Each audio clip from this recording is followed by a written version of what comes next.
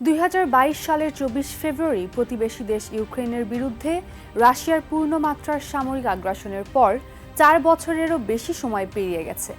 তবে এখনও এই যুদ্ধ থামার কোনো স্পষ্ট সম্ভাবনা দেখা যাচ্ছে না।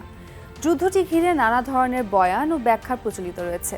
তার মধ্যে একটি আলোচিত ধারণা হলো রাশিয়া ইচ্ছাকৃতভাবে তাদের সবচেয়ে আধুনিক বা সেরা অস্ত্রগুলো এই যুদ্ধে ব্যবহার করছে না, বরং পুরনো সোভিয়েত যুগের অস্ত্র, পুরনো ট্যাঙ্ক ব্যবহার করছে।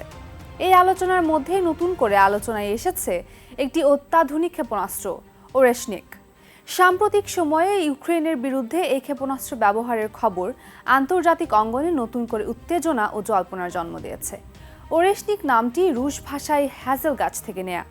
এটি একটি মধ্যম পাল্লার ব্যালিস্টিক ক্ষেপণাস্ত্র হিসেবে পরিচিত, যা প্রায় 3000 থেকে 5500 কিলোমিটার দূরের লক্ষ্যবস্তুতে আঘাত হানতে সক্ষম বলে রুশ পক্ষ দাবি করে। ক্রেমলিনের ভাষ্য অনুযায়ী এটি একটি অত্যাধুনিক ও উচ্চ ক্ষমতা সম্পন্ন অস্ত্র, যা ইউরোপ জুড়ে লক্ষ্যবস্তুতে আঘাত হানতে সক্ষম। ইউক্রেনীয় সেনাবাহিনী জানিয়েছে, গতকাল রোববার এই মধ্যম পাল্লার ক্ষেপণাস্ত্র ব্যবহার করে কিয়েভের বিলা সেরকোভা শহরের কাছে একটি অজ্ঞাত অবস্থানে হামলা চালিয়েছে রাশিয়া। এই হামলার মাধ্যমেই নতুন করে আলোচনা এসেছে ওরেশনিক। এর আগে জানুয়ারির শুরুতে ইউক্রেনের পশ্চিমাঞ্চলীয় লভিভ অঞ্চলের একটি গুরুত্বপূর্ণ গ্যাস ডিপোতেও এই ক্ষেপণাস্ত্র ব্যবহারের খবর পাওয়া যায়। এছাড়া 2024 সালে প্রথমবার এটি ব্যবহার করা হয় ইউক্রেনের নিপ্রো শহরের একটি শিল্প স্থাপনায় আঘাত হানার মাধ্যমে। রাশিয়ার দেয়া তথ্য অনুযায়ী ওরেশনিক পারমাণবিক ওয়ারহেড বহনে সক্ষম হলেও উল্লেখিত হামলাগুলোতে কোনো পারমাণবিক ওয়ারহেড ব্যবহার করা হয়নি।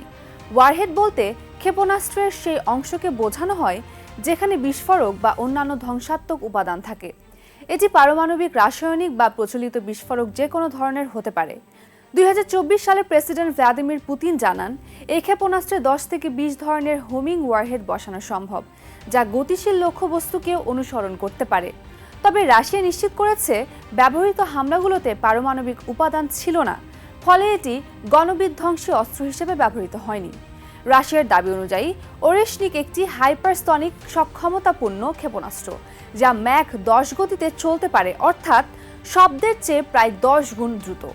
তবে কিছু সামরিক বিশ্লেষকের মতে এটি হাইপারসনিক গতিতে পৌঁছালেও অন্যান্য উন্নত হাইপারসনিক অস্ত্রের মতো গতিপথে বারবার পরিবর্তন আনতে সক্ষম নয়। রুশ সামরিক কমান্ডার সার্গেই কারাকায়েভ দাবি করেন, এই ক্ষেপণাস্ত্র ইউরোপ জুড়ে লক্ষ্যবস্তুতে আঘাত হানতে সক্ষম এবং এটি অত্যন্ত গভীরভাবে সুরক্ষিত লক্ষ্যবস্তুতেও আঘাত করতে পারে। অন্যদিকে পশ্চিমা বিশ্লেষকদের মতে এটি মূলত পরীক্ষামূলক ধরনের একটি উন্নত ব্যালিস্টিক ক্ষেপণাস্ত্র, যা রাশিয়ার RS-26 ধরনের প্রযুক্তির সঙ্গে সম্পর্কিত হতে পারে। যুক্তরাষ্ট্রের প্রতিরক্ষা দপ্তর একে পরীক্ষামূলক অস্ত্র হিসেবে শ্রেণীবদ্ধ করেছে। ইউক্রেনের কর্মকর্তারা ধারণা করেন, ওই হামলায় সম্ভবত ফাঁকা বা পরীক্ষামূলক ওয়ারহেড ব্যবহার করা হয়েছিল। ওরেশনিক এখন একটি বিতর্কিত ও আংশিকভাবে অপ্রকাশিত সক্ষমতার অস্ত্র। রাশিয়া একে অত্যন্ত উন্নত ও প্রতিরোধ অযোগ্য বলে দাবি করলেও পশ্চিমা বিশ্লেষকদের মতে এটি পরীক্ষামূলক পর্যায়ের একটি উন্নত ব্যালিস্টিক ক্ষেপণাস্ত্র।